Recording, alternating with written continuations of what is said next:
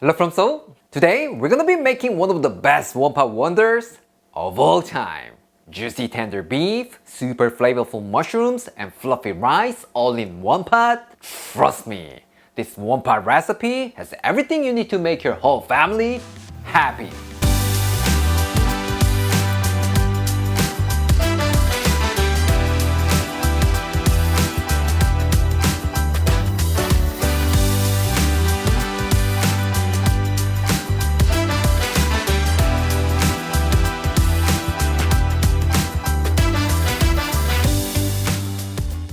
Today, we're gonna be making bulgogi and mushroom rice, one of my favorite Korean style one-pot dishes of all time. If you're a big fan of Korean barbecue beef and mushrooms, this is it. This is the way to go. Juicy tender beef with super flavorful mushrooms. Trust me, once you take a bite, you will just become your new favorite weeknight dinner. For this, you will need some rice, beef, garlic, green onions, onion, and mushrooms. That's it. Super simple, right? For mushrooms, I'm gonna be using shiitake and button mushrooms today, but you can use almost any kind of mushrooms you like, except for random mushrooms from your backyard. So feel free to mix and match. As always, everything will turn out fantastic.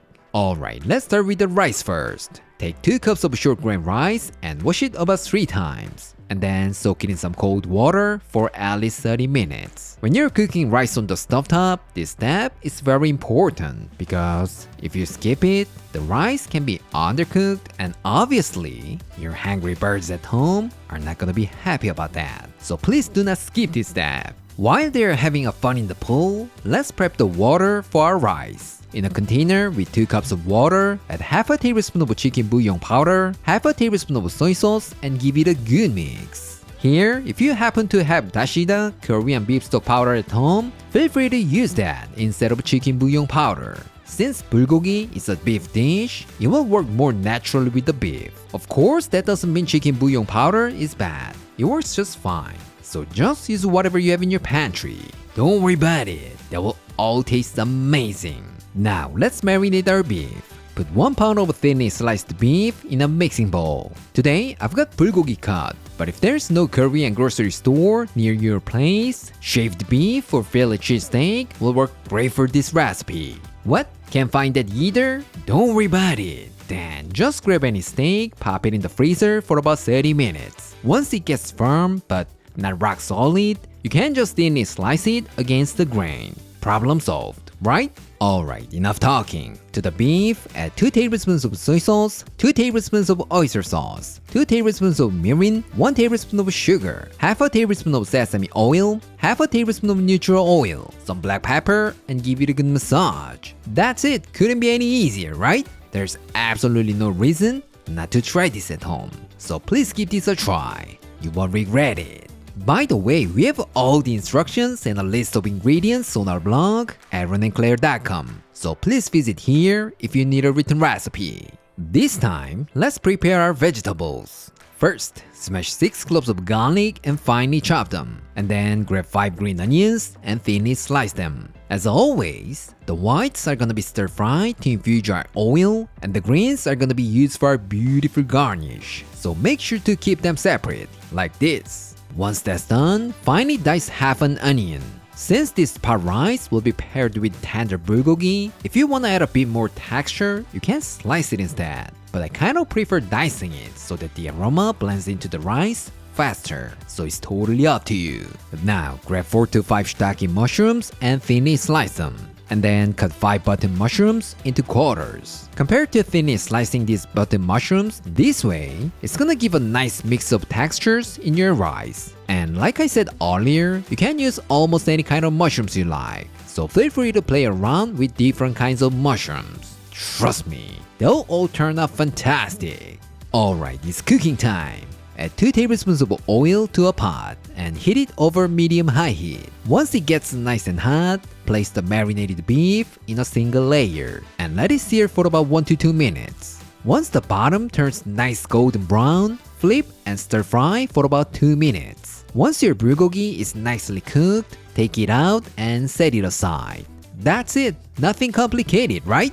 Now, in the same pot, add 1 tablespoon of oil. And once it's heated, add the garlic, white parts of the green onions, onion, and saute those for about 1 minute. Once your kitchen is filled with the aroma, add the mushrooms and stir fry them for about 3 minutes or until all the deliciousness from the aromatic oil beautifully coats the mushrooms.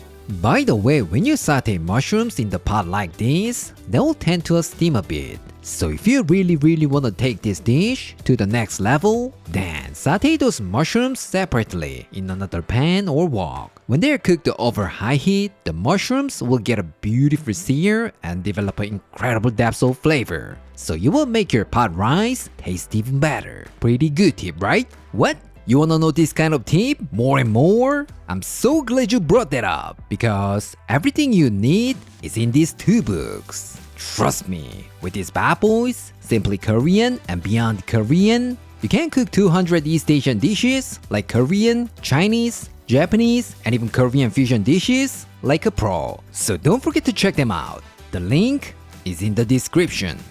Alright, let's let the drained rice and give it a good stir for about 1 minute. I know this step might feel like a bit of a hassle, but it helps the grains absorb all those aromatic flavors and really takes your rice to the next level. So please do not ever skip this step. Once the rice is coated with the beautiful mushroom flavor, pour in the seasoned water that we prepared earlier and keep stirring until it starts to boil. Here, make sure to scrape up all those delicious stuff stuck on the bottom. It's not only gonna deglaze the pot, but it's also gonna help keep the rice from sticking and burning at the bottom.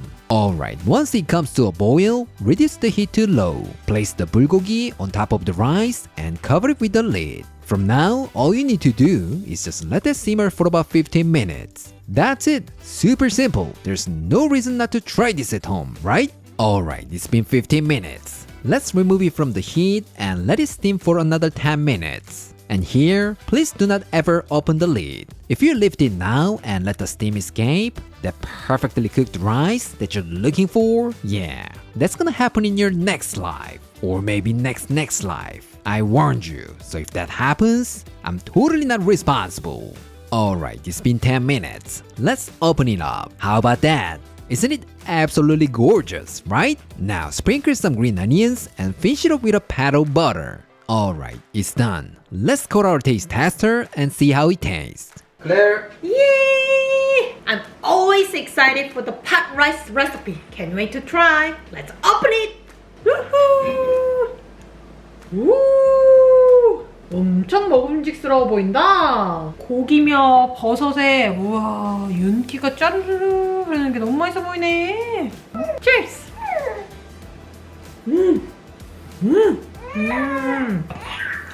맛있다. 소고기 자체도 너무 감칠맛 나고 너무 맛있는데 거기에 버섯이 향긋하게 싹 들어가 주니까 너무 맛있다. 그리고 언제나 느끼는 거지만 이 솥밥 레시피는 밥이 훨씬 전기밥솥으로 했을 때보다 촉촉하게 나와가지고 너무 맛있는 것 같아.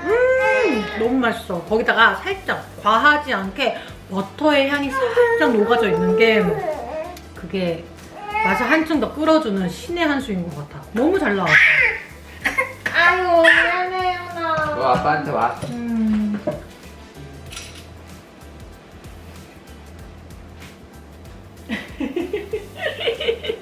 And I can't wait to try this scorched rice. Cheers!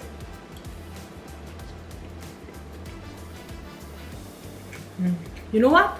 It tastes fantastic as it is, but if you want to take it to the next level, please bring some kimchi. 이렇게 해서 밥 위에 싹 올려가지고 같이 먹으면 얼마나 맛있는데. 모두가 느껴야 돼. Everybody should taste this. Cheers!